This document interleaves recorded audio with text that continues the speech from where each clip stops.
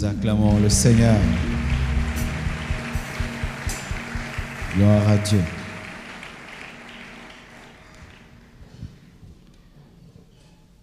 Je vous salue au nom de Jésus.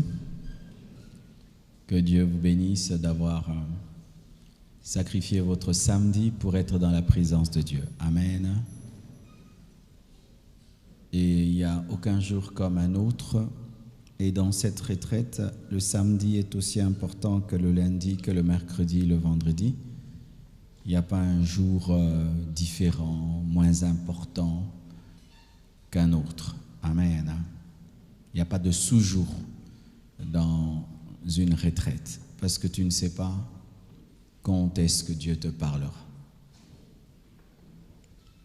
Aujourd'hui, alors que je me suis réveillé à 4 heures, je devais quitter ma chambre pour aller prier dans mon bureau, ce que je fais d'habitude.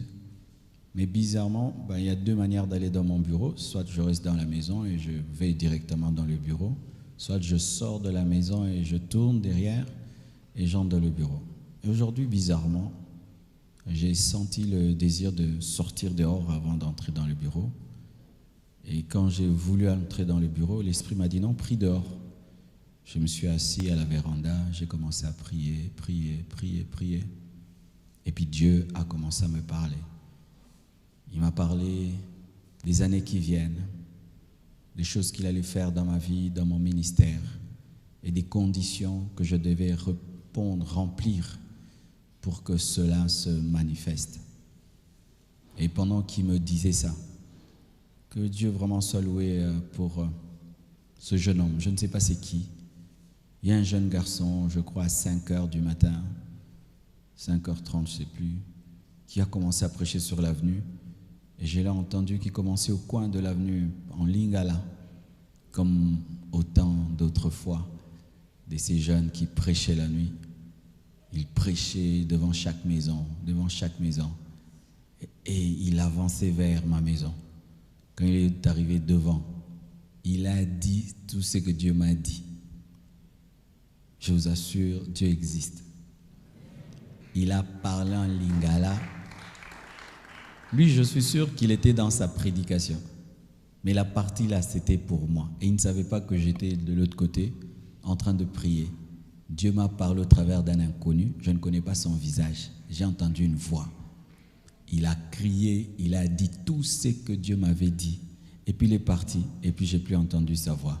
Et Dieu m'a dit, c'est pour ça que j'ai voulu que tu sortes dehors, parce que j'avais déjà programmé un prophète pour toi. Tu t'imagines ça?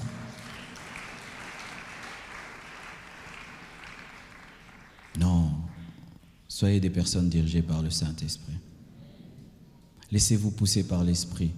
Ne soyez pas dans des habitudes spirituelles, parce que mon habitude, c'est bureau. Mais ce jour-là, Dieu a changé. Aujourd'hui, il a changé mon habitude pour prier dehors. Et là, parce que dans le bureau, je n'allais pas entendre ce jeune homme, mais dehors, j'allais l'entendre. Et vraiment, j'ai eu une grande paix. C'est parmi déjà pour moi des grands signes prophétiques de cette retraite. Car dans chaque retraite, j'ai besoin vraiment d'un signe précis de Dieu. Et ce matin, je l'ai reçu au travers de ce jeune homme. Ce jeune homme, c'est sûr qu'il se méprise, il se prend pour un petit serviteur de Dieu qui prêche la nuit, sans micro ni rien. Mais pour Dieu, c'est un grand homme de Dieu. Et ce qui va m'arriver dans les années qui viennent fera partie de son ministère et de sa récompense dans l'éternité. C'est-à-dire que lorsqu'il se retrouvera au ciel, il va trouver une récompense. Il va dire, il va dire, tu sais, tel jour, le matin, tu m'as obéi, tu es sorti de ta chambre la nuit sans avoir peur des chiens, des koulounas, et tu prêchais, oui, tu ne voyais même pas qui t'entendait et tout. Je t'avais mis là pour mon serviteur, il avait besoin d'une confirmation de ta part. Et il va entrer dans ma bénédiction. Bien-aimés, lorsque vous sentez l'Esprit de Dieu vous guider, faites-le. Vous voyez, par exemple, aujourd'hui, je suis venu, j'ai trouvé, il n'y a pas une grande chorale. J'ai trouvé la chorale de Samuel. Ils étaient en train de chanter. J'ai regardé, j'ai dit, mais il n'y a pas. Qu'est-ce qui se passe, les autres choristes? Alors j'ai remarqué que c'était un groupe qui s'est fait aujourd'hui. Mais ils ont chanté très bien. Vous voyez, dans la vie, tu ne sais pas quand est-ce que ce sera ton jour de destinée. Donc Dieu m'a dit. Et du coup, j'ai vu son histoire, l'histoire de Samuel. Samuel, il y a longtemps, il venait à la DNC, soutenant toujours les autres, chantant dans les groupes des autres, des fois donnant même ses chansons aux autres. Et c'est le frère d'un grand musicien de l'église, Sylvain. Il a toujours été sous l'ombre de son frère. Chaque fois qu'il fait des choses, on le compare à Sylvain. Et il chantait. Et à la DNC de cette année, c'était la chorale la plus disciplinée qui a fait le meilleur travail. Mais les juges ont jugé bon de donner la coupe à celui qui a fait la plus belle chanson. Parce que la plus belle chanson, c'était le frère là qui a vraiment gagné. Mais côté constance, sérieux, travail, c'était le groupe de Samuel. Et j'ai senti qu'il était triste, mais ça est fort à continuer. Tous ceux qui veulent entrer dans une nouvelle chorale, entrez dans cette chorale-ci. Les autres déjà, ils sont nombreux. Entrez là-bas. Amen. Et c'est sûr que chanter un samedi où vous n'êtes pas nombreux, c'est un jour qu'on laisse à Zouakara, à Ziongo, Penzamba Tomboli. C'est ça la vie, mes frères. Donnez le meilleur de vous-même tous les jours. Ne négligez jamais un seul jour. Ne regardez jamais à l'auditoire pour faire une chose. Regardez toujours à Dieu. Et ne faites rien pour l'argent. Ne faites rien pour l'honneur des hommes, ni pour la reconnaissance. Faites les choses pour Dieu. Il y a un Dieu au ciel qui regarde. Il y a un Dieu au ciel qui regarde.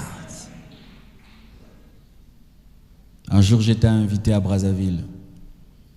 Ce n'était pas une grande église, pas une très bonne organisation. Mais j'ai senti d'aller. Tu arrives, tout n'est pas comme tu veux. Tout. Dieu me dit prêche. J'ai prêché de tout mon cœur 2 fois. Mais là, il y avait un homme de Dieu qui avait une grande église, qui avait des grandes connexions, qui faisait un travail formidable, qui avait un réseau formidable. Il m'a entendu. Il a appelé. Il a dit, il y a quelqu'un qui a prêché ici. Ouvrez-lui les portes là-bas. C'est comme ça que le monde s'est ouvert. En donnant le meilleur de moi-même dans des conditions qui n'étaient pas comme je voulais. Mes frères, le jour où Dieu te sourira, ce ne sera pas le jour où le monde te sourira. Lorsque la préparation rencontre l'opportunité, il y a percée et succès. Préparez-vous tous les jours. Même si tu n'as pas encore l'opportunité de ta vie, prépare-toi, prépare-toi, prépare-toi. Un jour, Dieu va te donner une passe et tu vas tuer Goliath.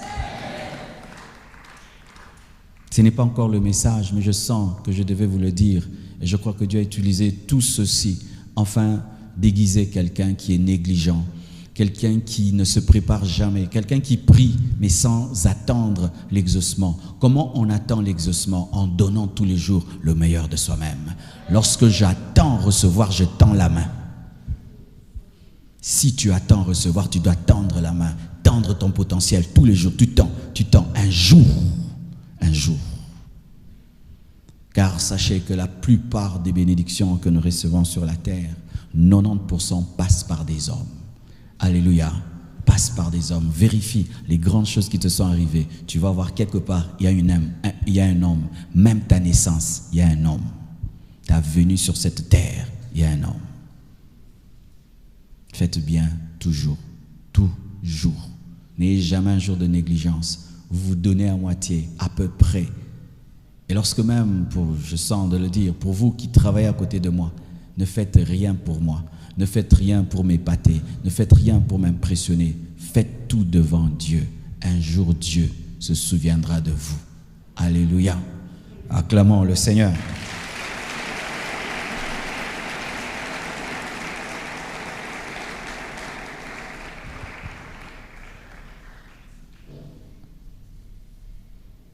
Prie pour ton cœur afin que Dieu t'enseigne. Prions. Seigneur Dieu Tout-Puissant, au nom de Jésus-Christ de Nazareth, je prie que tu changes le logos en Réma, l'information en révélation. Je demande, Père éternel, Dieu de gloire, que tu bénisses cette parole, que tu la oignes au nom de Jésus-Christ de Nazareth. Amen. Nous sommes en train de parler sur pourquoi jeûner. Et je vais vous donner un verset qui conforte notre manière de jeûner. Parce que la plupart des temps, nous sommes habitués de jeûner, disant déjà en avance, on va faire 20 jours, 40 jours, 50 jours. Je vais vous donner un exemple d'un alpha X. Amen. Dans la Bible. Prenez Acte 23, versets 12 à 14, qui prouve des gens qui ont jeûné, mais sans savoir le jour où ils vont finir, mais qui avaient seulement un signe pour finir. Acte 23, versets 12 à 14. Preuve qu'on peut jeûner sans savoir quand on va finir. Vous y êtes? Acte 23, 12 à 14. La Bible dit ceci. Quand le jour fut venu, les Juifs formèrent un complot et firent des imprécations contre eux-mêmes. Des imprécations, donc ils se sont jurés et ils se sont dit que si je ne le fais pas, que je sois maudit. Contre eux-mêmes en disant qu'ils s'abstiendraient de manger et de boire jusqu'à ce qu'ils eussent tué Paul. Amen. Leur dalle, c'était Paul. Ceux qui formèrent ce complot étaient plus de 40. On peut m'arranger un peu le son. Et ils allèrent trouver les principaux sacrificateurs et les anciens, auxquels ils dirent, « Nous nous sommes engagés avec des imprécations contre nous-mêmes à ne rien manger jusqu'à ce que nous ayons tué Paul. » Ça peut être dans 2 jours, vous tuez Paul, dans 3, dans 5. Et là, c'était un mauvais projet. C'était le diable qui les avait poussés à le faire. Mais ils ont fait un jeûne sans un délai précis, mais avec un signe précis, la mort de Paul. Amen. Hein? Tant que Paul est vivant, nous jeûnons. S'il meurt, nous arrêtons. Mais ils ont essayé, ils n'ont pas pu, car Dieu avait sauvé Paul. Mais si des gens, dans la chair, peuvent dire, je vais jeûner jusqu'à ce que telle chose arrive, à combien plus forte raison, nous en esprit. Amen. Hein? Un exemple clair. Pourquoi jeûner? Pour obéir au Saint-Esprit, pour se mettre à part afin de chercher Dieu, pour se concentrer, pour être sensible à Dieu, pour réveiller sa dimension spirituelle, pour recevoir une fraîche onction, pour fermer sa bouche afin d'ouvrir ou disposer son esprit, pour servir Dieu, pour discipliner sa chair et sa volonté. 9. Pour chasser certains démons. 10. Pour vaincre l'incrédulité et grandir dans la foi. 11. Pour rechercher la plénitude de l'esprit, les dons spirituels et le revêtement de puissance afin de relever un défi. 12. Pour recommander à Dieu une personne, une chose, un projet, une période. 13. Pour rechercher la volonté parfaite de Dieu.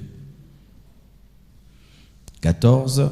Pour baliser le chemin afin de préparer le futur. 15.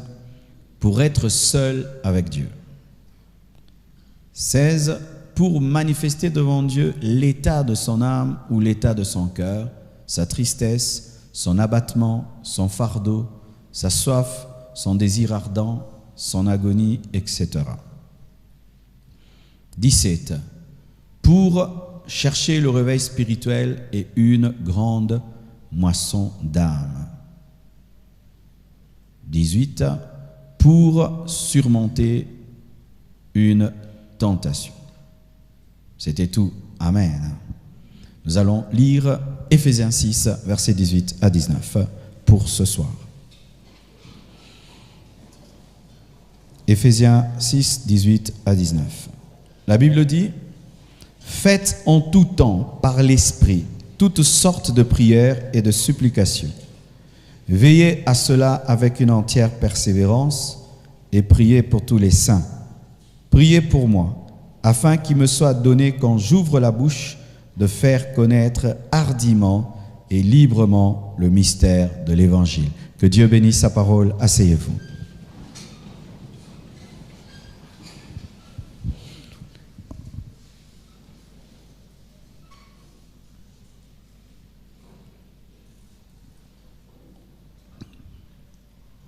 « 19.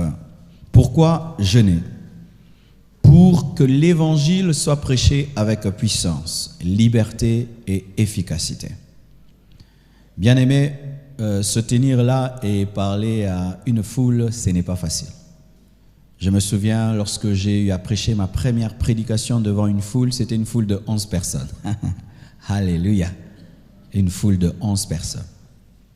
Je tremblais comme une feuille devant 11 personnes. J'ai dû même créer une stratégie. J'ai commencé à prêcher en tournant les 11 personnes. Comme ça, ils n'avaient pas le temps de me fixer. Beaucoup d'entre vous ont l'appel de Dieu pour prêcher un jour ici ou ailleurs, mais devant une foule. Mais ce qui vous paralyse, c'est la peur, la timidité. Et tu risques de mourir sans être entré dans ta destinée seulement parce que tu es timide, parce que tu es peureux. Nous avons reçu un esprit de force, pas un esprit de timidité, un esprit de courage. Mais des fois, il est difficile de surmonter la timidité et la peur. Parce que dans le regard d'un homme, il y a une puissance. Dans la pensée d'un homme, il y a une puissance. Lorsque je prêche là, j'affronte même vos pensées. Des fois, je peux entendre vos pensées. Des fois, je peux entendre vos cœurs. Et si tu n'es pas loin, le fait d'entendre les cœurs des gens, d'entendre leurs pensées, ça peut te déconcentrer et tu entres dans leurs pensées, ça t'embrute. C'est pourquoi quand tu es un prédicateur, tu dois être concentré sur la pensée de Dieu, de peur que les pensées des hommes que tu peux capter, parce que plus tu deviens spirituel, plus tu deviens comme une antenne spirituelle, tu captes tout. Et tu peux, des fois, te perdre et ne pas arriver à libérer le message de Dieu. C'est ce qui fait que certains, tu vois, ils commencent comme ça la prédication et puis ils commencent comme ça, ils bloquent. C'est parce qu'ils ne sont pas assez loin pour rester concentrés en dépit de l'afflux des pensées et aussi pas seulement des pensées, des forces des ténèbres qui sont présentes dans les personnes ou dans l'atmosphère qui oppresse le prédicateur, l'envoûte même. Car des fois, tu peux recevoir un message, mais tu es incapable de le donner parce que tu es envoûté. Envoûté, c'est pas possédé. Envoûté, c'est, tu vois, tu prends, mettons, une tasse, tu mets un insecte dedans, et puis tu mets la tasse au-dessus de l'insecte. C'est ça l'envoûtement. C'est-à-dire un contrôle des pensées. Et tu peux te tenir devant les gens, tu as une prédication d'1 heure, mais après 10 minutes, tu ne sais plus quoi dire parce que tes pensées sont contrôlées, sont envoûtées. Amen. Alors, comment arriver à libérer le message de Dieu librement? C'est-à-dire, tu dis tout ce que tu as prévu de dire et efficacement, avec autorité, sans supplier, comme parlant de la part de Dieu, avec puissance. L'un des secrets, c'est le jeûne. Amen. Éphésiens 6, verset 18 dit « Faites en tout temps, par l'Esprit, toutes sortes de prières. » Dans les sortes de prières, il y a les supplications, il y a les actions de grâce, la louange, l'adoration, mais il y a aussi le jeûne. Amen. Faites en tout temps par l'Esprit toutes sortes de prières et de supplications. Veillez à cela avec une entière persévérance. Il faut avoir une vie de prière, avoir une vie de jeûne. Et Paul a eu à jeûner de sorte qu'il ne pouvait même pas compter le nombre de jeûnes. Et prier pour tous les saints. Et parmi ces saints, priez pour moi. Pourquoi? Afin qu'il me soit donné, quand j'ouvre la bouche, de faire connaître hardiment et librement le mystère de l'Évangile. Certains prédicateurs ne sont pas puissants dans le message parce qu'ils n'ont pas beaucoup de gens qui prient pour eux. Pendant que je suis en train de me tenir ici en train de prêcher, de l'autre côté, il y a au moins 4 ou 5 personnes qui sont en train de rater ce message ou l'écoutent seulement sans me voir, mais prient du début du culte jusqu'à la fin du culte afin que je dise librement ce que je dois dire. Car dans une salle, il peut y avoir des sorciers, il peut y avoir des magiciens, il peut y avoir des envoyés du diable qui viennent t'empêcher de dire ce que tu dois dire. Amen. Quand Dieu t'appelle à prêcher la parole, même si tu as déjà le message, même si tu l'as écrit, il faut prier suffisamment pour être capable de le libérer. Car tu peux l'avoir, mais tu ne sais pas le donner. Amen. Tu peux l'avoir, mais il n'entre pas. Tu peux l'avoir, mais il ne transforme pas les vies. Tu peux l'avoir, mais il n'impacte pas. Parce que plus passer le temps à préparer l'enseignement, mais pas assez de temps à prier pour que Dieu puisse te permettre de libérer le message. Je connais un homme de Dieu qui, lorsqu'il commençait de prêcher, il n'arrivait même pas à regarder la foule. Il commençait toujours ses prédications comme ça. Et il disait aux gens, moi quand je commence le message, je n'arrive pas à regarder les gens. Et plus il était rempli, il commençait à regarder les gens. C'est parce qu'il atteignait maintenant un niveau de plénitude qui pouvait le permettre de briser sa timidité, de briser sa peur, de briser l'influence démoniaque dans la salle. Alléluia. Lorsqu'une croisade est organisée, si on se donne à mettre les écrans, les lumières et tout le reste, mais il n'y a pas des gens qui jeûnent, le prédicateur peut se tenir devant les gens, mais il ne dit rien. Et nous avons vécu cela dans ce pays, un stade qui se remplit. Le prédicateur vient, il n'a rien à dire. Rien à dire. Vous sentez vraiment que la parole lui est volée, la parole lui est enlevée. Parce que plus il y a une grande foule, plus l'oppression est grande, parce qu'il y a beaucoup plus de pensées, beaucoup plus d'influence, beaucoup plus d'esprit. Et tu peux ne plus être capable de dire ce que tu disais à 20 personnes lorsque maintenant il y a des milliers de personnes. C'est pourquoi prêcher devant 2 personnes est différent de prêcher devant une foule, car lorsque tu prêches à une personne, tu as en ta présence que son esprit et sa pensée. Mais quand tu as une foule en ta présence, c'est toute la pensée de la foule, tous les esprits qui sont là, qui cherchent à te contrôler, à t'influencer et à te dominer. Alléluia. C'est pourquoi, avant de te tenir debout, il faut te tenir à genoux. Avant de parler, il faut savoir fermer sa bouche. Alléluia. Et la puissance d'un message n'est pas dans l'effervescence que déclenche le message. La puissance d'un clou n'est pas dans le bruit que fait le clou, mais dans sa puissance de s'enraciner dans le bois. La puissance d'un message, ce ne sont pas les amens et les alléluia, ni même les gens qui te suivent pour te dire c'était grave. Mais la puissance d'un message, c'est l'impact dans les vies, dans 10 ans, 20 ans, 30 ans, ou même quelqu'un meurt dans la sainteté parce qu'il t'a écouté. Et dans l'étude de l'histoire de réveil aux États-Unis, on avait étudié 2 ministères, 2 puissants prédicateurs, et on avait remarqué que l'un d'eux, il pouvait te prêcher et puis tu vas abandonner Dieu avant de mourir, mais l'autre, quand il te prêchait, tu te convertissais, c'était à vie. Alléluia. C'était une forte dose. Donc mes frères, ne regardons pas à ce qui se passe maintenant. Qu'est-ce que cet homme qui m'entend deviendra après 20 ans? Qu'est-ce que ce jeune garçon qui m'entend deviendra lorsqu'il sera marié? Qu'est-ce que ce message fera dans sa vie? Amen. Hein? Et je vous assure, il est impossible de marquer un homme à vie en l'impressionnant en un jour. Il faudrait que ton message, au-delà d'être quelque chose qu'on entend, soit accompagné d'une force surnaturelle qui influence la vie. Et ça ne s'explique pas. Tu ne peux l'obtenir qu'à jeûne. Alléluia. Tu ne peux l'obtenir qu'à jeûne. Changer un homme dont ses parents se sont fatigués, dont sa femme est fatiguée, lui-même même est fatigué de lui-même, il veut même arrêter de pécher, il n'arrive pas, lui-même n'arrive pas à s'arrêter, et toi tu parles, il arrête. Tu ne l'as même pas menacé de le mettre en prison, ni de le taper, tu parles seulement. L'homosexuel arrête l'homosexualité. La lesbienne arrête, elle se marie. Waouh! Ça, il faut la puissance. Ça, il faut la puissance. Sans puissance, nous serons des bons parleurs, des orateurs comme des professeurs et des avocats. Mais la différence entre un prédicateur et un avocat, c'est l'accompagnement de ces paroles de la puissance de l'esprit. Alléluia. Alléluia. Alors, chers prédicateurs, dans ce jeûne, priez pour vos ministères. De sorte que quand vous parliez, vous puissiez libérer exactement et précisément ce que vous devez dire sans jamais être sous l'influence des esprits.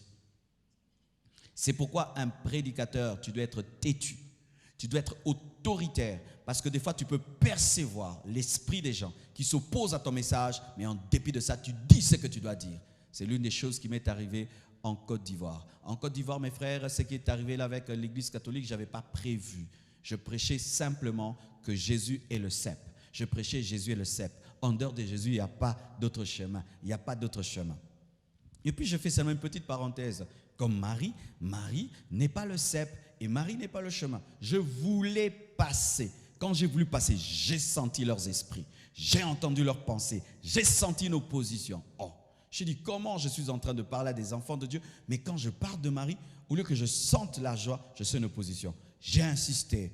C'est Jésus qui est le chemin. On ne prie pas Marie. J'ai entendu encore. Ah là, non. J'ai senti leur esprit vouloir me contrôler. Alors je me suis énervé en esprit. Cette partie-là, ce n'était pas prêché, c'était l'énervement spirituel. Parce qu'un adorateur ne supporte pas les idoles. Là où il y a adoration, on détruit les idoles. Oui. Un adorateur ne peut pas supporter une idole, ne peut pas supporter qu'on puisse voler l'adoration qui est due à celui qui est mort et ressuscité. Car Marie ne peut être adorée. Elle n'est pas morte, elle n'est pas ressuscitée. Elle est indigne de mon adoration. Où est sa croix? Où est la croix de Marie? Chaque fois qu'on donne l'adoration qui est due à Jésus, à Marie, c'est du vol. C'est un détournement des fonds spirituels. Les amis yippie. Et imagine, tu trouves, on est en train de voler ton père. Qu'est-ce que tu vas faire? Tu vas intervenir, n'est-ce pas? Aujourd'hui, les chrétiens, vous êtes en mode cesser le feu, je ne vous comprends pas. Tu viens seulement, tu me... Oh, bonjour pasteur, je te vois avec un chapelet. Oh,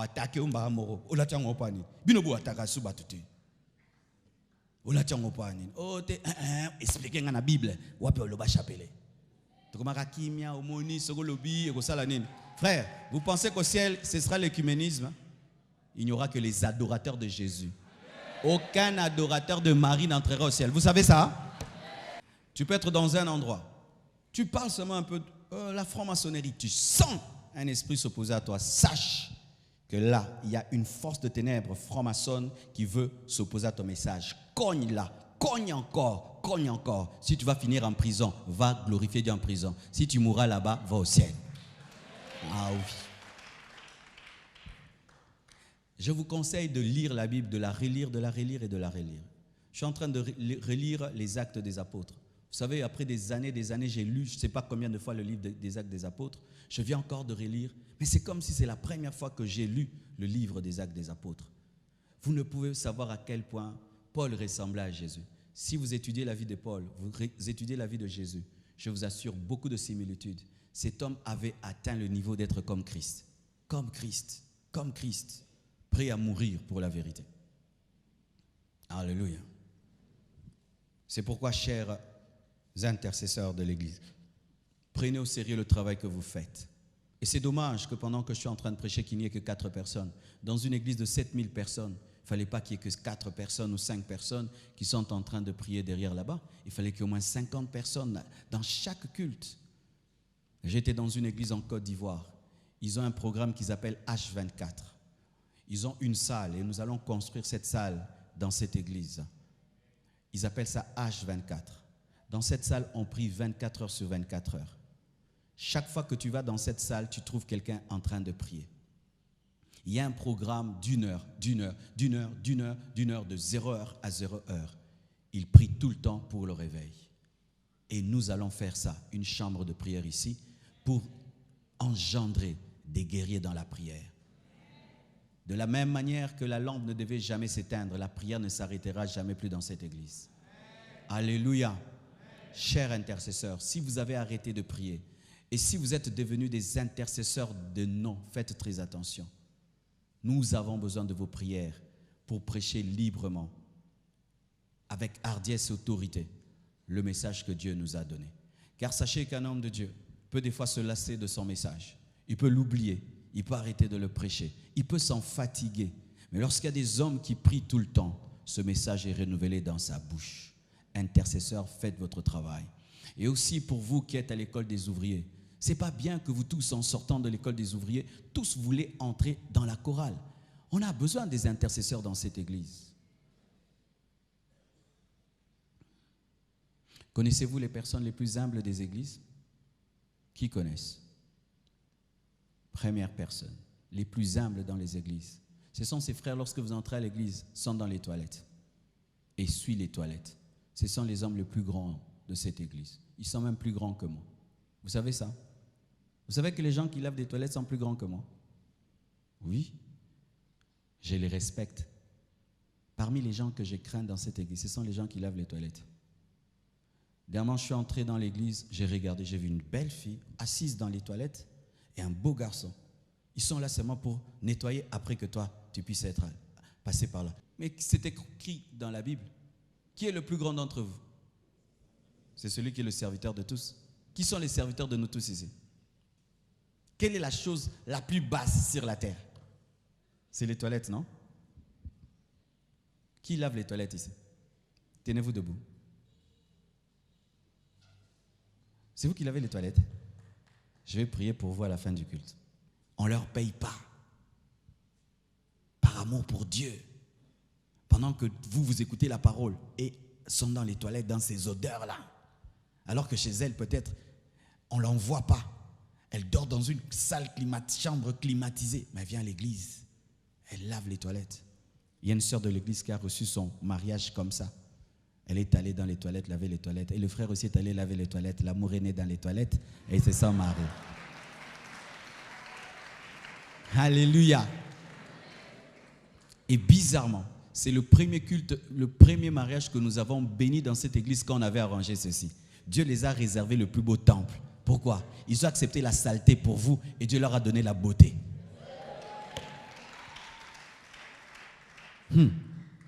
Les deuxièmes personnes les plus grandes dans une église, ce sont les intercesseurs. Ces gens qui, dans le secret, prient. Vous ne connaissez même pas leur nom ni leur visage. On ne les acclame pas après qu'ils aient fini de prier 4 heures du temps. Quand la chorale chante, on acclame. Quand tu chantes bien, on acclame. Quand tu modères bien, on acclame. Quand tu prêches bien, on acclame. Là, on ne les voit pas. Ce sont des personnes qui ont conscience du regard de Dieu et n'ont besoin d'aucune acclamation. Ces personnes seront acclamées au ciel. Allez dans de tels départements. Allez dans les départements cachés. Et si dans cette église, il y a cette culture-là, mes frères, nous aurons des toilettes aussi propres que Memling, que l'Intercontinental. Dans l'église où je pars toujours, là, de Côte d'Ivoire, les gens se battent pour aller aux toilettes. Tellement les gens sont bénis dans les toilettes. Tout le monde veut aller y servir. Il y a même d'autres, quand on fait des tours, on dit tourne ici, l'habité, n'a doublé tour. Et je vous dis vrai, de vrai, de vrai, de vrai. Vous savez, des fois, les choses de Dieu ne sont pas là, on pense qu'elles sont. Amen. Hein? Tu vas voir sur ton corps, l'une des choses les plus chères, ce sont tes chaussures. Mais les chaussures cachent quoi? Des pieds qui sentent mauvais. Tu vas voir, tu peux porter une chemise de $10, un pantalon de $20, mais les chaussures là-bas, $400. Mais les $400 sont mis dans quoi? Dans ce qu'on ne voit pas, n'est-ce pas? Mais dans ce qui sent mauvais. Mais qu'est-ce qui travaille tout le temps?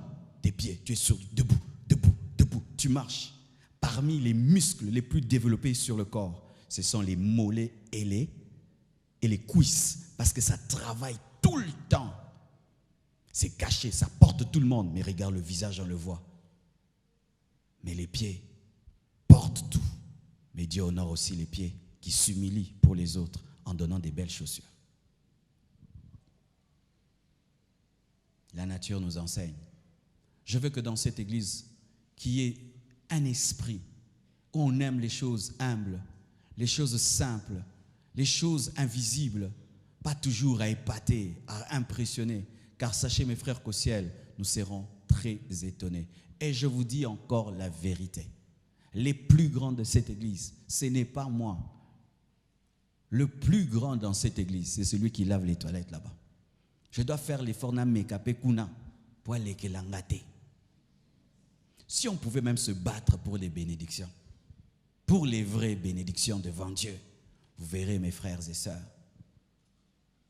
À l'école biblique, quand tu vas, même si tu es pasteur, on te dit va laver les toilettes. Pourquoi? Pour te briser et t'enseigner cela, à faire des choses invisibles devant le Dieu visible. Je ne peux être un grand prédicateur sans qu'il y ait un groupe de gens qui prient pour moi, qui prient pour moi. Et pour qu'il y ait des gens qui prient pour moi, vous devez quitter l'esprit d'être vu. Vous devez aimer les choses cachées. Lorsque j'étais fidèle et que mon pasteur tenait une croisade, on nous mettait sous l'estrade du pasteur. On couvrait de bâches, lui prêchait, nous on priait en bas. On priait, personne ne nous voyait. On entendait seulement des miracles, des prodiges. Des fois, on recevait des prophéties, des paroles de connaissance. On écrit, on lui envoie, lui donne.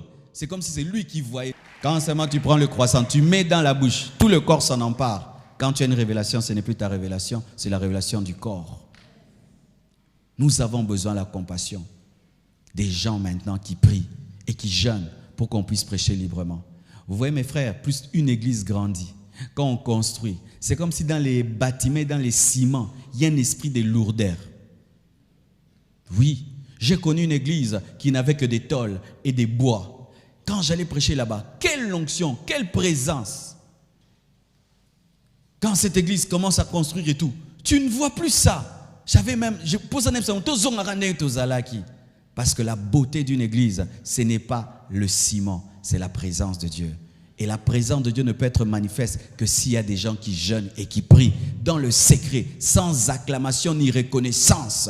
Dieu vous élèvera. Alléluia.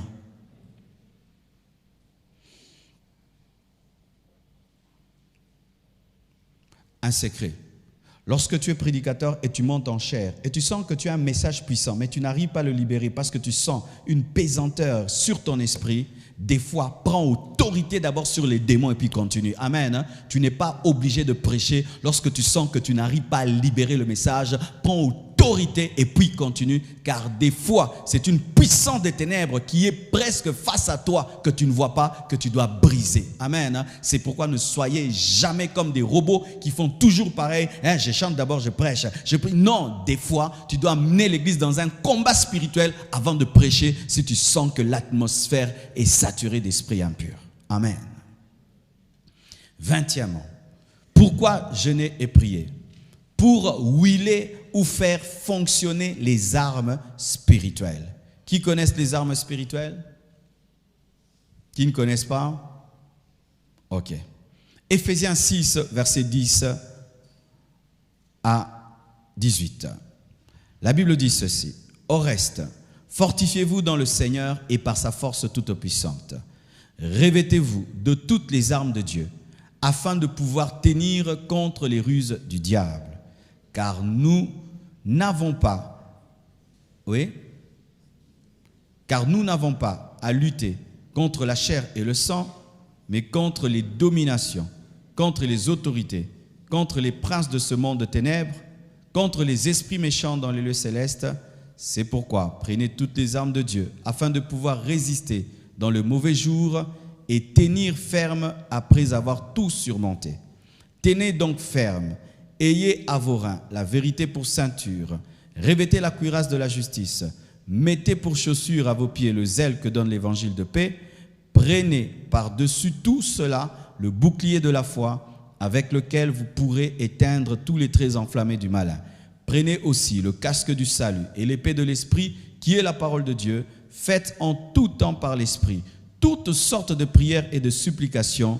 Veillez à cela avec une entière persévérance et priez pour les saints.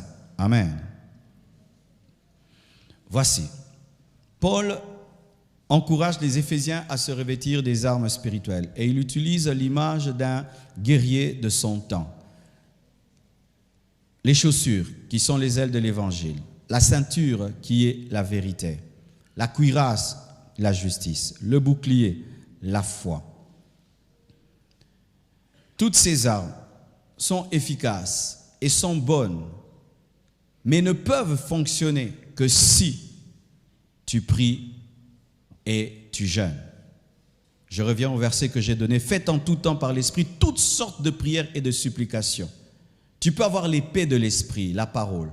Tu peux avoir le bouclier de la foi. Tu peux avoir la cuirasse de la justice, le casque du salut. Tu peux avoir les ailes de l'évangile. Mais pour que ces armes fonctionnent, il faut de l'huile. C'est comme une voiture. Tu as un bon moteur, tu as des bons pneus, tu as tout. Mais il faut de l'huile pour que tout cela puisse être mis en branle. Il en est de même.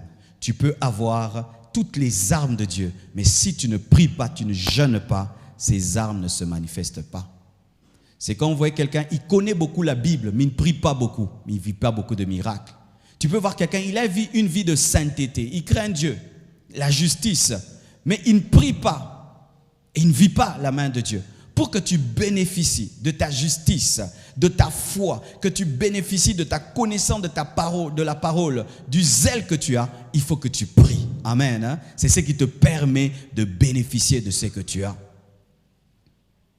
Il y a des gens qui sont remplis de la parole, mais qui ne vivent pas la puissance de Dieu parce qu'ils ne demandent pas le surnaturel.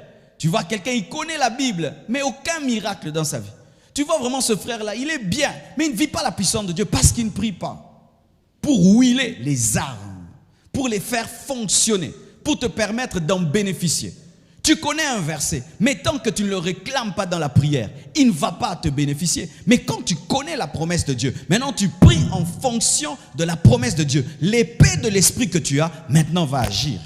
Alléluia. Quand vous connaissez, quand vous avez la foi, quand vous avez le zèle, mais si vous ne priez pas, vous ne verrez pas la main de Dieu. Je vois des gens zélés, mais qui ne prient pas. Ils font beaucoup de choses à l'église, ils montent, ils descendent, mais ils fuient la prière. Mes frères, faites très attention. Cela arrive souvent aux gens qui s'occupent des besognes à l'église, sécurité, caméra, intendance, protocole. Des fois, vous pouvez tomber dans le piège d'être là seulement. Vous placez les gens, sécurité. Je filme, moi je garde les biens de l'église, je garde. Tu fais des choses, c'est bien ton zèle, mais aie des moments pour prier. Amen. Hein? Sinon, nous serons bénis dans ta présence. Tu nous donnes des places, nous nous asseyons, nous prions et nous avons des miracles. Amen. Chers protocolaires, j'espère que quand vous faites le protocole, vous avez le temps d'adorer, le temps de prier. Sécurité, presse, vidéo, audio, tout cela, soyez équilibrés. Amen. 21. Pour ne pas tomber dans la lourdeur spirituelle. Luc 21, verset 34. La Bible dit ceci. Prenez garde à vous-même de crainte que vos cœurs ne s'apaisantissent par les excès du manger et du boire et par les soucis de la vie. Il y a une corrélation entre ton corps, ton âme et ton esprit. Lorsque tu manges beaucoup, tu seras lourd dans ton corps, mais pas seulement dans ton corps, tu seras aussi lourd dans ton esprit. Quand on établit un jeûne à l'église, et tu n'arrives pas à jeûner, sache que c'est la manifestation de ta spiritualité. Oui, mes frères, l'une des choses qui m'est arrivée quand j'ai reçu l'onction, avant de recevoir l'onction, je peux reconnaître, j'ai mangé des fois, tu manges, tu es rassasié mais tu manges, parce qu'il faut finir l'assiette. Je me que Dieu m'a déjà pardonné. Je ne sais pas si tu as déjà mangé au point où la digestion bloque. Maintenant, quand tu parles, tu rôtes, et puis tu sens l'odeur des œufs pourris dans la bouche. Qui a déjà senti ça? Je connais des gens, ils jeûnent, quand ils mangent, ils bondissent, et quitta. Allez à l'issoussou. Même certains, vous êtes en train de pécher de 5h à 9h du matin, vrai ou faux? Tu manges toujours. Tu es rassasié. De 9h à 9h. Tu pêches. C'est l'idolâtrie. Même ton corps te dit, écho qui? Dis-lobby.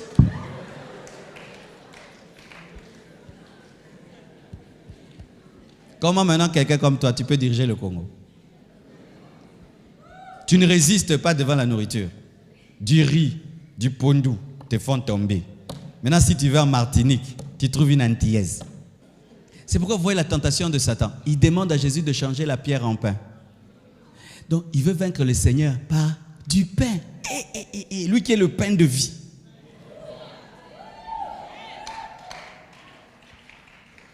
Alléluia. Le pain. Manger, manger, manger. Alors, qu'est-ce qui m'est arrivé? Quand j'ai reçu l'onction, je voulais continuer à manger comme avant. Ou même si je suis rassasié, je dois manger. Je sentais l'esprit me dire, sois sobre. Sois sobre. Ah, sobre. C'est quoi? Sois mesuré. Ne mange jamais de trop. Mange suffisamment, c'est tout. Laisse. Suffisamment, laisse. Suffisamment, laisse. Suffisamment, laisse. Et j'ai compris qu'il fallait que je sois léger dans mon corps pour être léger dans mon esprit.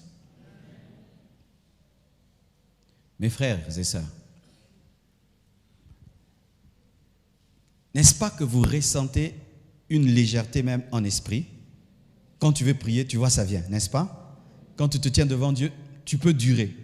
C'est parce que même physiquement dans ton corps, tu n'es pas lourd. Les excès du manger et du boire alourdissent le cœur. Ça alourdit l'âme. Manger, manger, manger, ça alourdit l'esprit, ça apaisantit, ça étouffe l'esprit. Car sachez, mes frères, que l'homme n'est pas d'abord le corps, l'homme est d'abord un esprit. Amen. Hein? Et plus tu ne fais que t'occuper de ton corps et de ton corps, l'esprit maigrit. C'est pourquoi même dans le domaine de l'œuvre de Dieu, tu es serviteur de Dieu, servant de Dieu. Occupe-toi de toi seulement normal. Je porte une veste, une chemise, des chaussures, c'est tout. Parce que, qu'est-ce que je cherche quand je m'habille? Vous séduire? Non. Être propre et présentable, c'est tout. Je n'ai pas besoin de séduire une femme. Je n'ai pas besoin d'impressionner quelqu'un que je m'habille bien. Moi, je ne suis pas dedans. Moi, je suis dedans. Moi, je veux que les âmes soient sauvées, l'église grandisse, des extensions dans le monde entier. Je n'ai pas besoin que ma veste t'impressionne. Si cette veste est belle, même 10 ans, je peux la porter. Tant que j'ai converti les gens, je prêche, j'enseigne. Ce qu'il faut me réclamer, c'est la parole et l'onction. Pas ma veste, pas ma cravate, pas une nouvelle chaussure. Non, tant que c'est présentable, c'est beau. Point barre. Quand un homme de Dieu, tu commences à entrer dans ces choses-là, il y a de la distraction chez toi. Il y en a chez toi. Ou pour t'habiller, tu dois prendre 2 heures du temps. Oh ça, pas ça. Oh ça, pas ça. Oh ça, pas ça. Oh non, et c'est mité. Oh c'est... Ndeko, vous avez un trouble. Demandez à Sion qui voyage avec moi. Vous savez, j'appelle mes habits quoi? Mes kimonos. Surtout si tu es un homme. Les femmes, ça va un peu. Mais aussi, ne sois pas excessivement féminine. Vraiment, on sent que tu as la séduction. Que tu t'habilles pour les gens, tu t'habilles pour... Non, même quand tu es une femme, tu dois t'habiller pour le Seigneur. Tu dois t'habiller pour ton mari. Quand tu es marié, tu t'habilles pour ton mari. Et quand tu es célibataire, habille-toi pour le Seigneur. Et maintenant que le Seigneur te dise, ma fille, c'est bien. Mais si tu commences à t'habiller pour nous charmer et tout, tu as de la distraction. Plus on devient spirituel, il y a des choses qui deviennent banales. Alléluia. Même manger.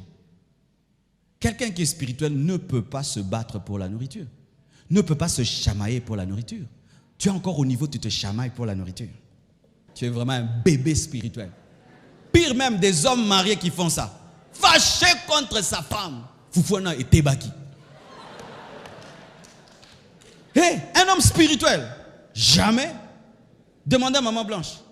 Oh non, mais fais-moi ce que tu veux, que j'ai l'énergie, je sors, je prêche, c'est tout. Je ne veux pas être là, il faut ça. Non. Je ne peux pas arriver dans un endroit, je dois prêcher, je ne trouve même pas à manger. Donnez-moi du biscuit, donnez-moi de l'eau. Je prends le biscuit, je bois de l'eau, je vais prêcher. Quand on devient spirituel, on devient un guerrier, on devient un soldat. Et je ne peux pas perdre ma paix avec ma femme, ma paix avec mon frère pour le foufou.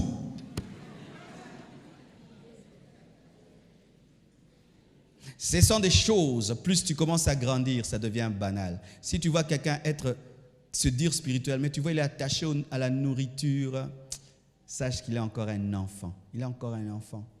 Quelqu'un qui a grandi, il peut même dire, mangez, vous avez faim, mangez. Moi, je vais me débrouiller. Faites-moi des œufs et du pain. Il mange, il dort. Donnez-moi la main, je vais parler.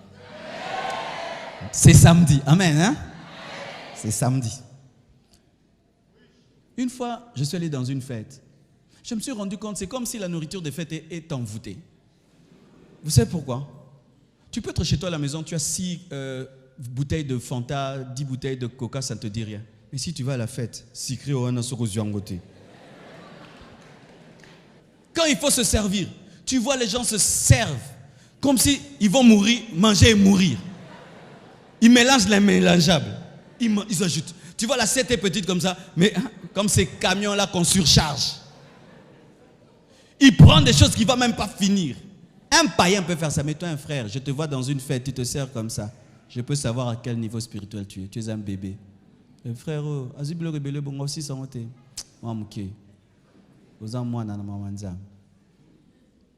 alors qu'est-ce qui se passe? Lorsque le diable sait que tu es encore à ce niveau de la nourriture, il va maintenant commencer à faire que ton petit frère vole toujours ta nourriture. Quand tu oublies toujours, il va te faire des choses parce qu'il sait que là, il peut te faire perdre ta paix. Si c'est ça ton problème dans cette retraite, que Dieu te délivre. Si toi tu pêches de 5h à 9h tous les jours, que Dieu te libère. Que Dieu te libère. Certains commencent à 5h pile, ils commencent à manger. Jusqu'à 9h, il fait que manger. Et après avoir mangé, tu deviens lourd. Toi, tu n'es pas dans un alpha indéterminé, tu es dans alpha 1. Tous les jours, tu recommences ton jeûne. Tous les jours, tu recommences. Parce que plus on va évoluer dans le jeûne, ton estomac va devenir petit. Il va te demander de moins en moins, mais avec peu que tu lui donneras, il te donnera beaucoup d'énergie parce que le corps s'adapte. Ne force pas ton corps. Amen. Hein? Que vos cœurs ne s'apaisantissent pas par les excès du manger et du boire. Qui sentent ces derniers temps le fait que tu dors sans manger, en esprit tu es plus léger et tu as plus de vision. Amen. Il y a beaucoup d'entre vous qui n'avaient plus de vision et des songes la nuit. Mais depuis que tu dors avec un estomac vide, tu as des visions. Parce qu'avant, tu dormais avec un estomac tellement rempli que tu avais des cauchemars. Oui, parce que quand tu dors aussi très rassasié, tu auras des cauchemars. Mangez, mais ne tombez pas dans la gloutonnerie. Alléluia. Terminons avec ce passage important. 22. Pour vaincre le mystère de l'iniquité et l'apostasie finale et être en alerte pour ne pas rater l'enlèvement. Luc 21, versets 34 à 36. Prenez garde à vous-même, de crainte que vos cœurs ne s'apaisantissent par les excès du manger et du boire et par les soucis de la vie, et que ce jour ne vienne sur vous à l'improviste, car il viendra comme un filet sur tous ceux qui habitent sur la face de toute la terre. Veillez donc et priez en tout temps, afin que vous ayez la force d'échapper à toutes ces choses qui arriveront et de paraître debout devant le Fils de l'homme. Jésus-Christ revient bientôt. Et alors que Jésus-Christ se prépare à venir, il y a quelqu'un qui l'a précédé, le mystère de l'iniquité. L'esprit qui prépare la venue de l'Antichrist agit avant que Jésus-Christ ne vienne. Et cet esprit travaille pour égarer les gens, distraire l'Église par beaucoup de soucis de la vie. Et le premier souci, le manger et le boire. Aujourd'hui, l'homme est devenu comme un animal. Le coq se réveille le matin pour manger et boire. Le chien se réveille le matin pour manger et boire. C'est ça le but et c'est ça le projet. Et il y a des hommes aussi qui ne vivent que pour ça, manger et boire. Si tu lui poses la question, pourquoi tu travailles? Pour manger. Certains même quand ils te demandent l'argent, ils ne disent plus de l'argent. Ils disent Yakolia, n'est-ce pas? Pesangati, pesanga café, mes ambons. Ça fait que le ventre est devenu un dieu. Et ce Dieu ventre empêche de se préparer pour être enlevé. Bien-aimés frères, sœurs, le jeûne et la prière te gardent en alerte, te permettant de ne pas vivre pour manger et pour boire, afin que ton esprit soit en alerte dans la sanctification et dans la sensibilité pour que le jour du Seigneur ne te surprenne pas. Et c'est Jésus-Christ qui le dit. Mes frères et sœurs, le jour du Seigneur viendra comme un filet. Vous voyez le filet qui est jeté sur le poisson, jeté sur l'oiseau, le surprend. Et le jour du Seigneur va nous surprendre. Seules les personnes qui ont des cœurs non alourdis pourront être enlevés. Car le manger et le boire est la base du souci de la vie. Du souci de la vie. Lorsque quelqu'un perd le travail, il pense au manger et au boire. Lorsque quelqu'un acquiert des choses, il pense au manger et au boire. Mais cet attachement au monde, cet attachement à la vie présente est une distraction par rapport à la vie future. Mes frères et sœurs, êtes-vous prêts pour être enlevés? Si ce jour tombait sur nous maintenant comme un filet, nous surprenait, qui ne seront pas surpris? Seules les personnes qui ont un esprit libéré de la pesanteur. Et je vous assure, les forces de ténèbres exercent une pesanteur sur l'esprit de l'homme, le poussant à être matérialiste et à croire que les seules choses qui existent, c'est ce que nous voyons. Va en Europe, tu vas voir comment les gens sont matérialistes. Ils ne vivent que pour la maison et pour la voiture. Ils ne vivent que pour payer les factures, payer les factures, payer les factures. Parce qu'ils vivent avec des dettes. Une dette d'une voiture, une dette de la maison. Chaque fin du mois, on lui coupe 100 euros, 100 euros, 100 euros, 100 euros pour la voiture, 100 euros pour la maison, 100 euros pour les habits, 100 euros pour les chaussures. Ils vivent que dans des dettes. Ainsi le travail qu'il a, ainsi toute sa vie. Il oublie Dieu, il doit payer ses dettes, il doit payer ses dettes, il doit payer ses dettes. Il doit avoir 4 travails, mélanger les salaires pour payer. Et ils oublient qu'il y a un retour. Mes frères, ne tombez pas dans ce piège-là. Vous avez des projets, vous avez des rêves, devenir grand, acquérir des richesses, parvenir à ceci, à cela, pour votre vie, pour subsister. Mais n'oubliez pas, il y a quelque chose de plus important que cela. Regardez aujourd'hui autour de nous. Des fois, tu peux avoir un téléphone qui te convient et tout d'un coup, l'iPhone X est sorti.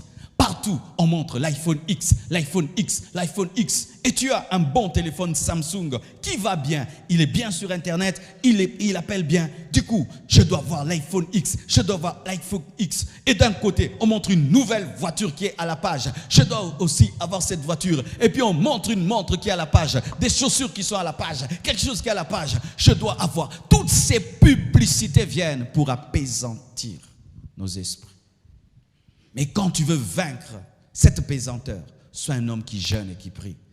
Tu vas voir pendant ces temps où tu jeûnes et tu pries, du coup, tu sors de la distraction.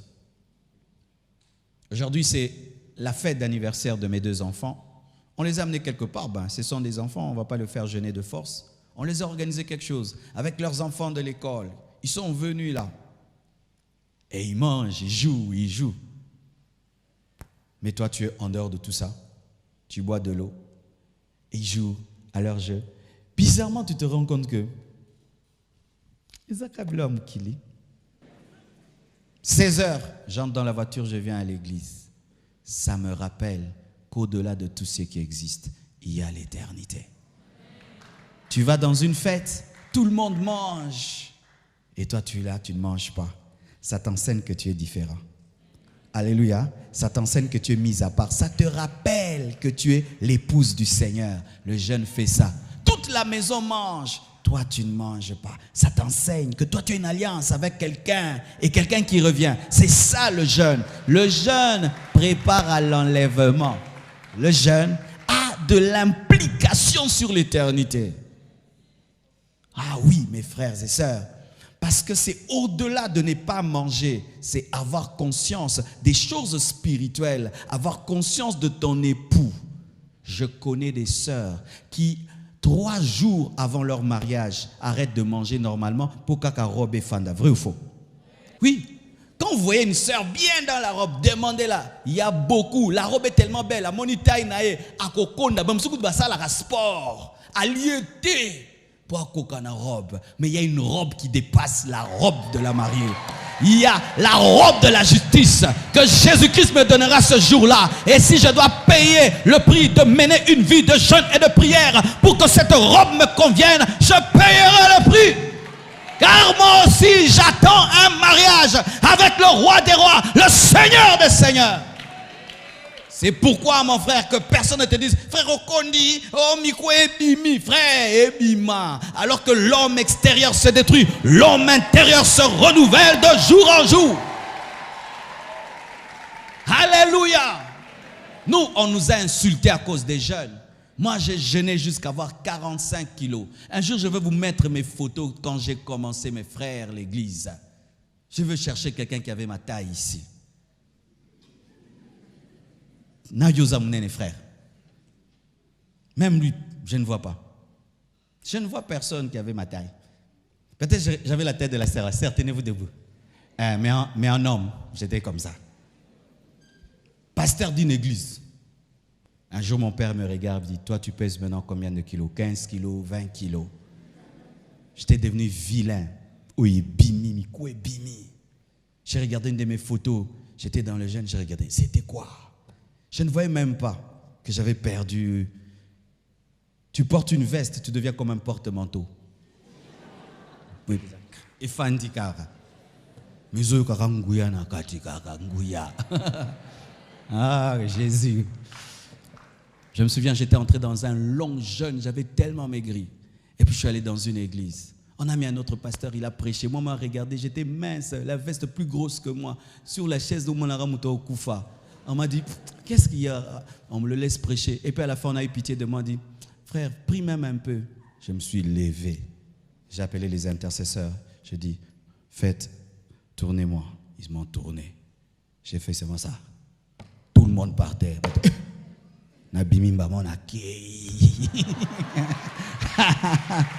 Yes! Je vous dis la vérité. Dieu est bien. Il y a un temps dans la vie, tu dois magasiner la puissance et perdre la graisse. Il y a un temps dans la vie, tu dois magasiner la puissance. Tu perds la graisse.